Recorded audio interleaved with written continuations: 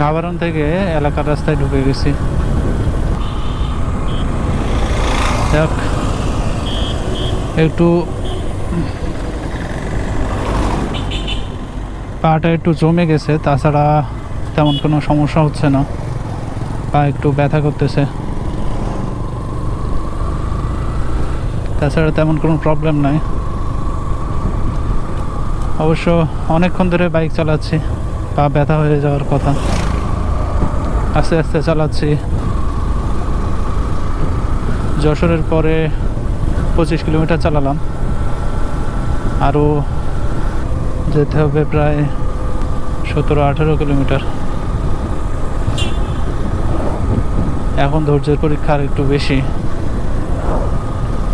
পুরো রাস্তা যেমন ছিল, আমাদের এই রাস্তাটা আরও বেশি জ্যাম। এই রাস্তায় ইজি বাইকটা অনেক বেশি।